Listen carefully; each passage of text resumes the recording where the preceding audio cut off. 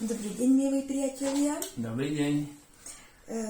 Dneska som si pozvala môjho ocka na rozhovor, pretože budeme sa rozprávať o emocionálnom tréningu, o emóciách a my obaja spolupracujeme ako emocionálni tréneri.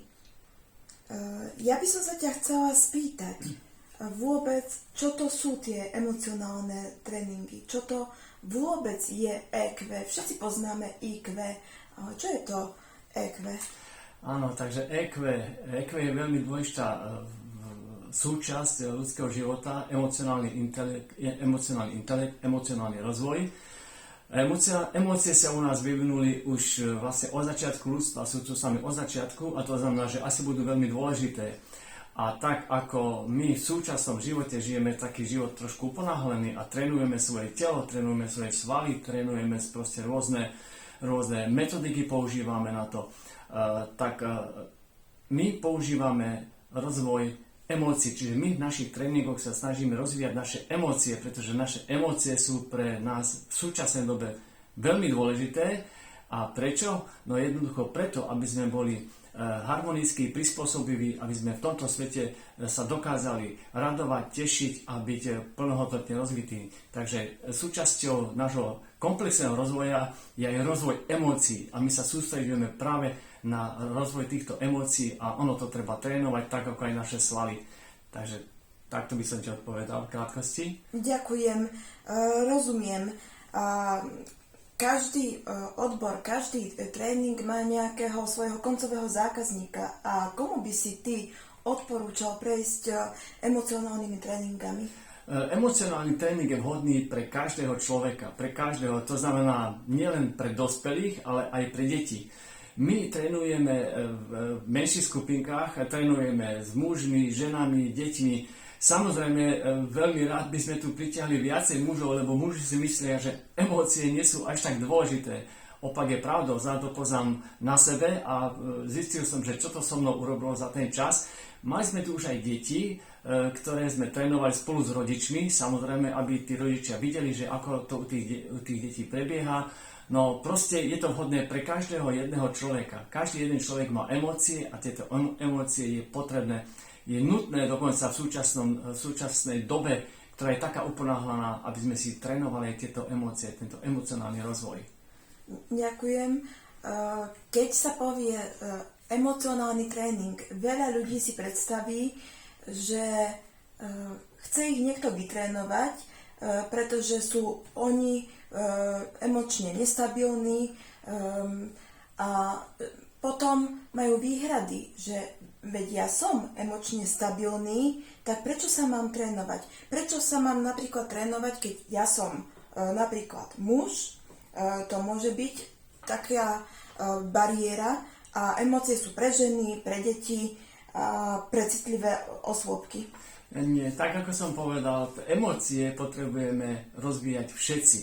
Všetci, aj tí, čo si myslíme, že sme emočne rozvinutí alebo nerozvinutí, pretože my tu získavame isté návyky, to je tréning, ktorým získavame isté návyky, ktoré nám pomáhajú všetkým, aj tí, čo sú na vysokej emočnej úrovni a zvlášť tí, čo sú na nízkej emočnej úrovni, pretože cez emócie my sa približujeme. My sme tu obrovské spoločenstvo ľudí a chodíme okolo seba častokrát nevšímajúci jeden druhého. A tie emócie, aj dokonca je to v rodinách, blízko v rodinách sme uzatvorenej malej komunite a nefungujú tam emócie. Ja to viem posúdiť, pretože vychádzam z tohto základného predpokladu rodiny. U nás v našej rodine trénujeme emócie my všetci. A my vieme, že ako to na nás, aj ty by si vedela o tom povedať určite veľa. U nás dokonca aj naša babuška, moja svokra z Moldavska, ktorá má 89 rokov, prešla cez emocionálny tréning. Takže už aj ona tomu trošku viacej rozumie, lebo sa tak trošku smiala, keď sme my trénovali, ale proste prešla cez to a my tu potrebujeme svoje emócie rozvíjať, aby sme ľahšie mohli fungovať, aby sme sa lepšie rozumeli, aby sme mali k sebe bližšie, aj keď sme dostatočne blízko, niekedy sme veľmi ďaleko. Takže cez tie emócie sa približujeme. Takže asi tak. Aha, ďakujem. Určite mi dáš za pravdu, že bežne človeka zaujíma, ako zaplatiť svoje bežné účty, ako mať v živote lásku, zdravie, pohodu a niektorým ľuďom to môže prísť veľmi teoretické alebo esoterické, nepraktické pre klasický bežný život. Čo by si odkázal? Ja by som povedal, že práve že naopak, my tu praktizujeme úplne v praxi také rozvoj emócií na takej dennej báze. My sa stretávame každý deň, prebieha to v nejakom počte kôl, kde rozvíjame jednotlivé stránky rôznych druhov emócií. Takže tieto emócie sú proste trénovateľné a tým trénovaním my sa dostávame do takého stavu, že sme kľudnejší, pokojnejší, dokonca sa vieme lepšie fokusovať, chápavejší. Takže to nie je len, to je pre každého človeka, ktorý, aj keď si myslí, že je vysoko emočne rozvinutý, tak má sa tu čo naučiť. A neviem, či som ti dostatočne odpovedal na tvoju otázku. Určite áno. Pochopila som teda, že emočnými tréningami môže prejsť ktokoľvek s akýmkoľvek problémom, s čímkoľvek v živote.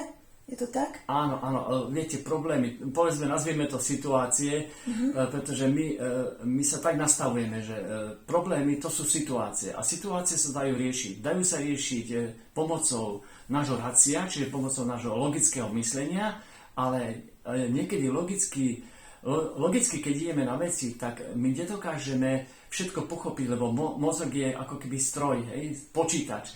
Ale naše emócie, ktoré my máme, pracujú trošku na inej báze, pretože tam pracuje zase iná chémia. Takže pri emocionálnom rozvoji sa uvoľnia naše emócie a my zrazu zistíme, že ja som sa síce obával, bol som málo komunikatívny, mal som z niečoho stres a tu zrazu zistím, že keď použijem tie svoje emócie, tak mne sa otvorí obrovský priestor na to, aby som riešil tieto jednotlivé situácie. Takže emócie sú jedna veľmi, veľmi dôležitá oblasť, ktorá je bohužiaľ nie je veľmi rozvíjaná. Keď spomeniem, teda ak môžem, napríklad deti. Pozrieme sa na deti. Deti sa od útleho detstva smiali. To najprirodzenejšie, čo je u nich, je smiech. A sú uvoľnené. Len postupne tou výchovou my ich stále uzemňujeme. Nesmie sa toľko, nerehoď sa, prečo to robíš, nerob to. Zahriakujeme ich, uberieme ich slobodu, ich kreativitu. Takže my sa snažíme spätne vrátiť tým emóciám, tej pochvale, tomu úsmevu, tomu pozitívnemu pohľadu a vtedy zistujeme, že všetko sa rieši oveľa ľahšie.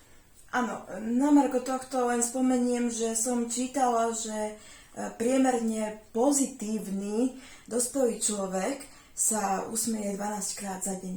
Áno. Negatívny, neviem. No a teraz zoberte si malé dieťa, ktoré sa smeje proste stále. Takže z toho si aj my berieme príklad. Ten úsmev je veľmi dôležitý. Áno. Takže viem, kto sa môže obrátiť na emocionálneho trénera, kto sa ale ním môže stať, ako profesne. Jasné, emocionálny tréner sa môže stať každý, tam na to nie je potrebná žiadna vysoká škola, stačí chcieť, stačí začať od seba a stačí, keď chce si trošku emocionálnu úroveň trošku zodvihnúť, chce si trošku sebavedomie zodvihnúť, lebo je to aj o tom sebavedomí. Takže každý, kto potrebuje trošku povzbudiť, trošku inak sa pozrieť na seba, na svoj život, svoje okolie. A každý človek môže sa stať emocionálnym tréningom, pretože keď prejde cez naše, napríklad my sa tomu venujeme teraz intenzívne, cez náš tréning, tak zistí, že toto by sa hodilo aj môjmu známemu, môjmu, príbuznému. A veľmi ľahko tento človek sa naučí pár základných vecí, ktoré keď sa opakuje, je to o trénovaní, je to o nejakej výdrži, je to o tréningu. Takže každý, kto má záujem, sa môže stať aj emocionálny tréner. A my sme to samozrejme uvítali, keby nás bolo čo najviac, lebo my to potrebujeme rozšíriť, tento emocionálny rozvoj vlastne čo najviac. Áno, práce je viac než dosť.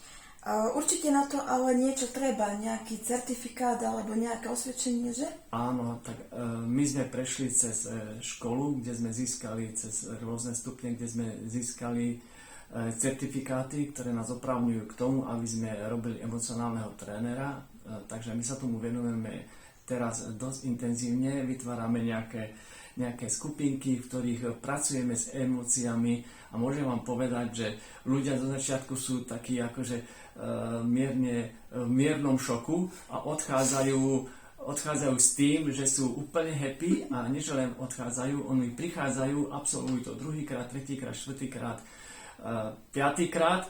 Takže je to vidieť z toho, že áno, ľuďom to dáva pridanú hodnotu. S akými výzvami sa emocionálny tréner môže stretnúť? Sú tu rôzne výzvy, pretože prichádzajú rôzni ľudia. Prichádzajú ľudia, ktorí absolútne si myslia, že nič nepotrebujú, že sú materiálne zabezpečení, že majú všetko, čo potrebujú mať a veľmi skepticky sa pozerajú napríklad na naše trénovanie a prebehu našich tréningov zistia, aha, všetko je úplne inak. Ja mám toto zanedbané, ja som možno milionár, ja možno mám všetko, ale možno vzťahy v našich rodinách nefungujú celkom tak, ako by mali fungovať. Emócie medzi blízkymi ľuďmi nie sú tak naladené, ako by mali byť. Takže našou výzvou je všetkých ľudí, aj takýchto negatívnych, vlastne im dať to, čo im urobí život šťastnejší, spokojnejší, harmonickejší. A posledná otázka, ktorá ide možno trochu do špiku kosti. Nie je to časovo a finančne veľmi náročné? Nie, to určite nie. Časovo my sa stretávame, je to taký cyklus 9 až 10 dní, kedy sa tomu venujeme 1 hodinku, dohodnutý čas cez aplikáciu Telegram. Tam sa proste stretneme. Máme svojho vždy kouča, ktorý skupinku vedie a ostatní proste trénujeme podľa tých pokynov. Máme takých základných 8 prvkov, ktorý každý deň rozoberáme a podľa toho vlastne je ten program zložený. Je to veľmi jednoduché, veľmi prirodzené, tam to nie je žiadna veda a proste takto sa stretávame a snažíme sa, aby ľudia odišli v prvom rade spokojní. A čo sa týka financií, nie je to náročné, pretože nám nejde o to, aby sme z tohto zbohatli, nám ide o to, aby sme sa cítili my lepšie, my to pociťujeme na sebe a my, keď to odozdávame ďalším, nám to spôsobuje radosť spätnú, čiže my máme spätnú väzbu v tom, že vidíme, že ďalší ľudia sú spokojní, šťastní, že emotívne u nich prebehol nejaký rozvoj. Takže samozrejme je tam nejaký poplatok, ale tak to nie sú nejaké veľké peniaze, takže asi tak. Ja ti teda veľmi pekne ďakujem za rozhovor a vy zostávajte s nami, pretože už na budúce privítam veľkú koučku, motivátorku, autorku kníh Svetlanu Guzmanovú, ktorou privítam, aby sme toto prebrali zo ženského pohľadu. Tak tešíme sa na vás a pekný deň ešte. Pekný deň.